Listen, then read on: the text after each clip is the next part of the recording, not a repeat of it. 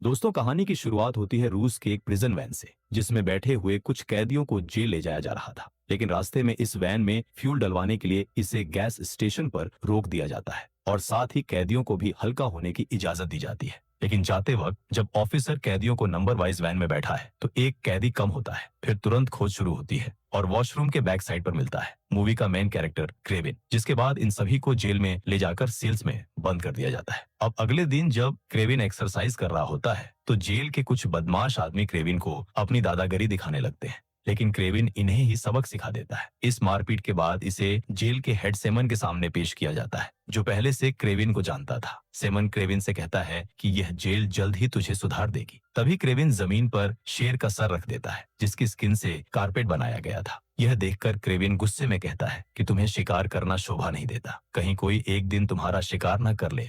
यह सुनकर सेमन क्रे पर हमला कर देता है और क्रेविन शेर के दांत से सेमन को जख्मी कर उसकी जान ले लेता है। इसके बाद क्रेविन जेल के पुलिस से बचते बचाते छत पर पहुंच जाता है। न तो इस पर पुलिस की रोक टोक का कोई असर होता है और न ही गोलियों का। बड़ी फुर्ती से क्रेविन जेल की ऊंची दीवार को लांघकर दूसरी तरफ आ जाता है, जहां इसका दोस्त हेलीकॉप्टर में इसे बैठाकर यहां से दूर ले जाता है। यहाँ बड़ा खुलासा होता है कि क्रेविन असली कैदी नहीं था, बल्कि ये खोए हुए कैदी की जगह आया था और साइमन को मारकर यहाँ से भाग गया। यहाँ से कहानी पास्ट में शिफ्ट होती है, जहाँ हम 12 साल पहले क्रेविन और उसके छोटे भाई दिमित्री को स्कूल में देखते हैं। इनके फादर निकोलाई इन्हें लेने आते हैं और इन्हें लंदन से न्यूयॉर्क ले जाने लगते हैं। रास्ते में निकोलाई इन्हें बताता है कि तुम्हारी मदर की डेथ हो गई है। काफी समय से वह मेंटली अनस्टेबल थे और उन्होंने खुद को ही खत्म कर लिया है, जिसका कसूरवार क्रेविन निकोलाई को ही मानता है, क्योंकि अगर निकोलाई ने अपने बिजनेस से ज्यादा फैमिली पर ध्यान दिया होता तो आज इनकी मदर इनके साथ होते। हालांकि निकोलाई इसे भगवान की मर्जी बताता है और साथ ही यह भी कहता है कि आज मैं तुम दोनों को अपने साथ शिकार पर ले जाने वाला हूँ। इसके बाद हम कैलिप्सो नाम की एक लड़की को देखते हैं, जो अपनी नानी के साथ बैठी थी। यह अपनी नानी की तरह टैरो कार्ड रीडर बनना चाहती थी। इसके लिए नानी से 3 कार्ड और एक कांच की बोतल देती है, जिसमें एक जादुई नुस्खा था जिससे किसी के भी जख्म भर सकते हैं, यहाँ तक कि जान तक बचाई जा सकती है। यह नुस्खा पीढ़ी दर पीढ़ी चल रहा था, जो अब कैलिप्सो के पास आ गया था। इधर हम निकोलाई को देखते हैं, जिसे आज शेर न मिलने पर वह एक न को मार देता है, क्योंकि निकोलाई एक शिकारी था और इसका यही काम था। आज रात ये लोग यहीं टेंट लगाकर रहते हैं और दिमित्री अपने भाई को मिमिक्री करके दिखाता है। दिमित्री के पास ये पावर थी कि वह किसी की भी आवाज को कॉपी कर सकता था। ये देखकर क्रेविन भी काफी खुश होता है। अगली सुबह होते ही ये लोग शिकार पे निकल जाते हैं और तभी यहाँ एलेक्सी नाम का एक शिकारी निकोलाई से मिलने आता है और इसके साथ पार्टनरशिप करने की बात करता है। लेकिन फेमस शिकारी निकोलाई इसके साथ काम करने से मना कर देता है और इंसल्ट करके कि यहाँ से इसे भगा देता है। इस बातचीत के दौरान दिमित्री और क्रेविन जंगल में काफी दूर चले जाते हैं और अचानक इनके सामने एक शेर आ जाता है। क्रेविन अपने भाई को बचाने जैसे ही आगे आकर शेर पर गन पॉइंट करता है। ये शेर क्रेविन पर छप मार देता है। अपने बच्चों की आवाज सुन निकोलाई जल्दी से यहाँ आकर शेर को 3-4 बार शूट करता है, पर शेर क्रेविन को अपने साथ दूर ले जाता है। इसी एरिया में कैलिप्सो भी अपने पेरेंट्स के साथ शिकार करने आई हुई थी। जब ये क्रेविन को जख्मी हालत में देखती है तो तुरंत उसके पास पहुंच जाती है और वही नुस्खा इसके जख्मों पर लगा देती है। यहाँ पर हमें पता चलता है कि इस नुस्खे के साथ साथ शेर के खून की एक बूंद भी क्रेविन की बॉडी में चली गई है, जिससे क्रेविन को शेर जैसी ताकत मिल जाती है। डॉक्टर्स भी क्रेविन की कंडीशन देख हार मान जाते हैं, लेकिन अचानक से क्रेविन उठ जाता है। नुस्खे और शेर के खून की वजह से ये बहुत जल्दी रिकवर हो जाता है और फिर निकोलाई इसे घर ले जाता है और दीवार पर हमें उसी शेर का सिर लगा हुआ दिखता है जिसने क्रेविन को नुकसान पहुंचाया था। लाइक क्रेविन को भी पढ़ाई छोड़ शिकारी बनने के लिए कहते हैं, लेकिन क्रेविन बेजुबान जानवरों को मारकर बिजनेस नहीं करना चाहता था, इसलिए वो घर छोड़ने का फैसला करता है। और जब रात में चुपके से भाग रहा होता है तो दिमित्री इसके सामने आ जाता है। दिमित्री कहता है कि माँ भी छोड़कर चली गई, फादर मेरी कोई इज्जत नहीं करते और अब तुम भी मुझे छोड़कर जा रहे हो। दिमित्री की बातें सुन क्रेविन कहता है कि मैं जानवरों का शिकार नहीं कर सकता, अगर मैं यहाँ रहा तो फादर मुझे शिकारी बना देंगे। ये कहकर क्रेविन यहाँ से रूस जाने के लिए निकल पड़ता है, लेकिन रास्ते में इसे कुछ बायंस अपनी तरफ दौड़ते हुए दिखाई देते हैं,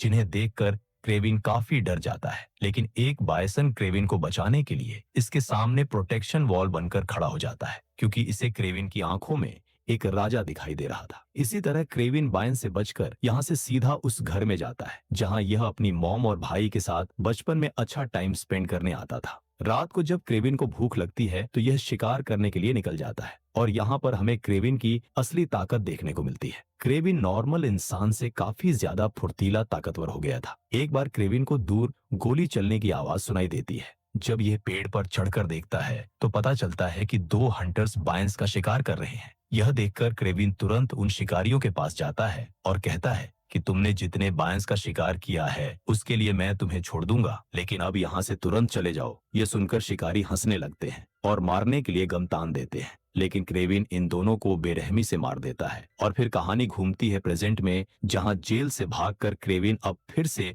जंगल वाले घर में आ गया था। यहाँ इसे कुछ शिकारियों की आवाज आती है और फिर से निकल पड़ता है। जानवरों को बचाने के लिए शिकारी वाइसेंस के सिंहों को काट कर ले जा रहे थे। क्रेविन जब इन्हें रोकता है तो ये गाड़ी स्टार्ट कर आगे बढ़ जाते हैं, लेकिन क्रेविन भी किसी तरह गाड़ी पर चढ़ जाता है और एक एक करके सबको मौत के घाट उतार देता है। लेकिन इनमें से एक खास आदमी बचकर अपने ऑफिस में आ जाता है और देखता है कि क्रेविन यहाँ पहले से ही मौजूद है। क्रेविन जब हंटर्स ग्रुप की बुक चेक करता है तो इसे इस बंदे का नाम नहीं दिखता। इस पर क्रेविन इसे चढ़ाते हुए कहता है कि तेरी तो कोई इज्जत ही नहीं है, लेकिन तभी क्रेविन को बुक में इसका नाम दिख जाता है और ये इसे भी मार देता है। इसी हंटर बुक को क्रेविन अपना मोटिव बना लेता है, जिसमें मौजूद सभी हंटर्स को मारकर इसे जंगल और जानवरों को बचाना था। इधर हम कैलिप्सो को अपनी माँ के फ्यूनरल में देखते हैं, जो बहुत ज्यादा दुखी थी। कैलिप्सो जब यहाँ से जा रही होती है तो क्रेविन इसके पास आकर इसे टैरो कार्ड और वही कांच की बोतल दिखाता है और बताता है कि मैं वही हूँ जिसकी तुमने जान बचाई थी। यहाँ कैलिप्सो के पास भी हंटर्स की लिस्ट आ चुकी थी, तो इसलिए कैलिप्सो हंटर किलिंग मशीन में क्रेविन के साथ हाथ मिला लेती है और दोनों हंटर्स को मारने के लिए प्लानिंग बनाने लगते हैं। इधर हम मेन विलन एलेक्सी को देखते हैं, जिसे इसका एक आदमी बताता है कि क्रेविन नाम का एक आदमी शिकारियों को मार रहा है, जल्द ही हमें कुछ करना होगा। ये सुनकर एलेक्सी ज्यादा परेशान नहीं होता और यहाँ से अपनी दुश्मन गैंग से मिलने जाता है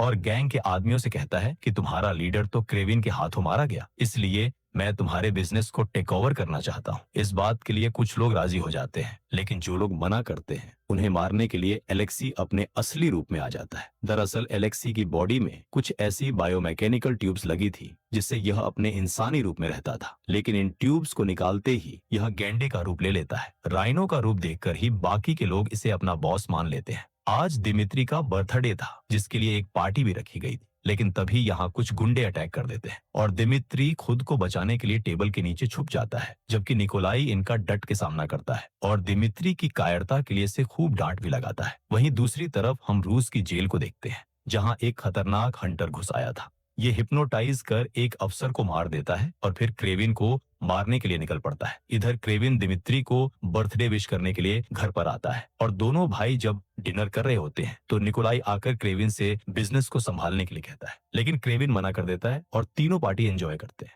अगली सुबह जब क्रेविन दिमित्री के रूम में जाता है तो दिमित्री वहां नहीं होता, क्योंकि कुछ गुंडे उसे उठाकर ले गए थे। क्रेविन इनका काफी दूर तक पीछा करता है, लेकिन ये लोग हेलीकॉप्टर में बैठकर यहाँ से निकल जाते हैं। क्रेविन मदद लेने के लिए कैलिप्सो के पास जाता है, जहाँ वह इसकी हेल्प करने के लिए राजी हो जाती है। उन गुंडों में एक टर्किश आदमी भी था, जिसकी खोज में क्रेविन लग जाता है और अपने फादर के पास जाकर उनसे $20 मिलियन मांगता है, क्योंकि यही दिमित्री को बचाने की कीमत थी। लेकिन निकोलाई झुकना नहीं चाहता था, इसलिए यह पैसे देने से मना कर देता है। हालांकि गुंडों ने दिमित्री की उंगली काटकर भी भेजी थी, लेकिन फिर भी निकोलाई उनके सामने नहीं झुकता और गुस्सा होकर क्रेविन अपने भाई को ढूंढने निकल जाता है, जिसमें कैलिप्सो भी इसकी मदद करती है और यह दोनों एक ऐसे शख्स के पास जाते हैं जो उन्हें टर्किश आदमी की लोकेशन बताता है। तुरंत क्रेविन उस लोकेशन पर पहुंचकर गुंडों को एक एक करके खत्म करता है और फिर टर्किश बंदे के पास पहुंचकर दिमित्री के बारे में पूछता है, जिस पर यह आदमी बताता है कि वह एलेक्सी के पास है। इधर हम एलेक्सी को देखते हैं, जो दिमित्री से कहता है कि तुम मेरे साथ जुड़ जाओ, वैसे भी तुम्हारा भाई फादर को मारने वाला है, इसके बदले मैं तुम्हें एक खास ताकत भी दे सकता हूँ। ये सुनकर दिमित्री थोड़ा सोच में पड़ जाता है। वहीं क्रेविन अब अपने असली दुश्मन एलेक्सी का पता लगाने के बाद कैलिप्सो के साथ अपने घर जाता है और एलेक्सी को मारने की तैयारी करने लगता है। यहाँ पर हम देखते हैं कि क्रेविन ने काफी खास हथियार बना रखे थे। इधर एलेक्सी के आदमी क्रेविन को मारने आ जाते हैं, क्योंकि दिमित्री ने लेक्सी को लोकेशन बता दी थी। जानवर भी क्रेविन को बचाने में उसकी मदद करते हैं, लेकिन हिप्नोटाइज की पावर रखने वाला क्रिस्टोफर क्रेविन को अपने जाल में फंसा लेता है और बस क्रेविन की जान लेने ही वाला होता है कि फिलिप्स इस पर हमला कर इसे मार देती